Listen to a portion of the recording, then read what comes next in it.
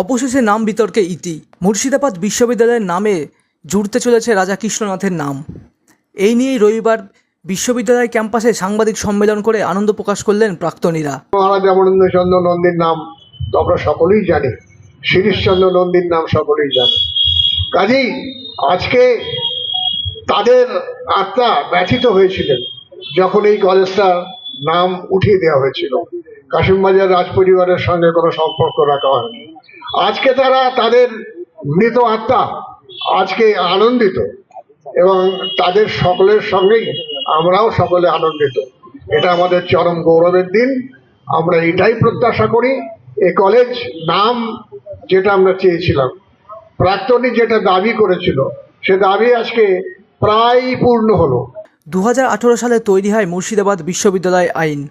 সেই আইন অনুসারে কৃষ্ণনাথ কলেজের উন্নতি ঘটিয়ে মুর্শিদাবাদ বিশ্ববিদ্যালয় করা হয়।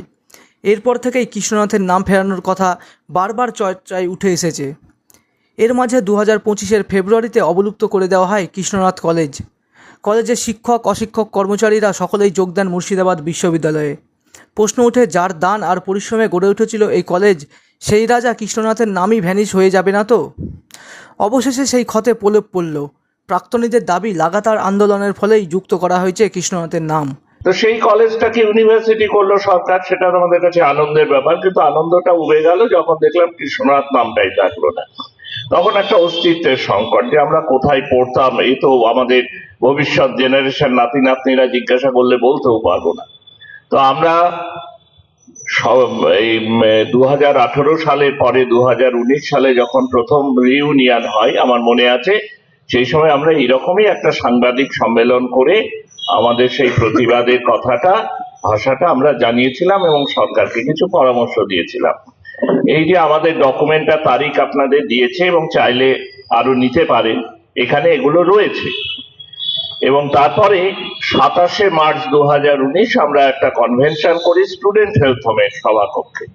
সেই কনভেনশনে শুধু আমাদের কলেজের প্রাক্তনী নয়, বহু এমন মানুষ ছিলেন, শিক্ষিত মানুষ, সচেতন মানুষ, শুভবুদ্ধি সম্পন্ন মানুষ, যারা কিন্তু আমাদের কলেজের প্রাক্তনী নন। এবং তারাও এক বাক্যে এই যে কৃষ্ণনাথ নামটা না থাকা এবং কলেজটা উঠে যাবে এই ভাবনা চিন্তার জায়গা থেকে তারা উদ্বিগ্ন এটা জানিয়েছিলেন, উদ্বেগ প্রকাশ করেছিলেন এবং এর একটা সুরাহা হওয়া দরকার। অবশেষে মুর্শিদাবাদ বিশ্ববিদ্যালয়ের নামের সঙ্গে কৃষ্ণনাথের নাম যোগ করার বিষয়ে শনিবার বিল পাস করা হয় বিধানসভায়। কিন্তু এতে কি বিশ্ববিদ্যালয়ে পড়াশোনার হাল ফিরবে, থাকছে সেই প্রশ্নও। দিদি এই মুহূর্তে নাম বদলানোর রাজনীতি করছে, তাই ভোট ব্যাংক, মুর্শিদাবাদের ভোট ব্যাংককে সামনে রেখে এই মুহূর্তে উনি নামটা বদলালেন। আর পড়াশোনাকে সামনে রেখে যদি কিছু করতে হয়, 2017 সালের পরে লাইব্রেরিতে একটা বইও ঢোকেনি, কোনো নতুন বই নেই।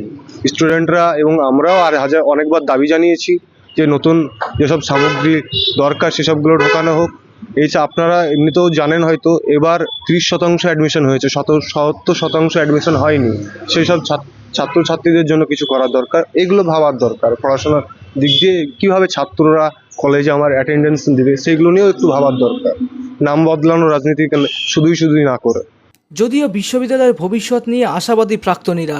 নাম যে যুক্ত হয়েছে এই বিশ্ববিদ্যালয়ের সাথে, সেটা আমরা সবাই খুব আনন্দিত এবং ভবিষ্যতে এই বিশ্ববিদ্যালয়ে যাতে পঠন পাঠন আরো ভালো মতো হয় আর 5টা বিশ্ববিদ্যালয়ের ভিড়ে হারিয়ে না যায়, সেটা প্রাক্তনীকে দেখার জন্য আমরা অনুরোধ করব।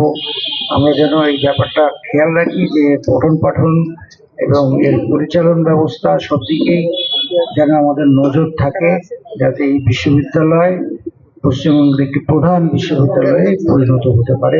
Bureau report, imagine community media.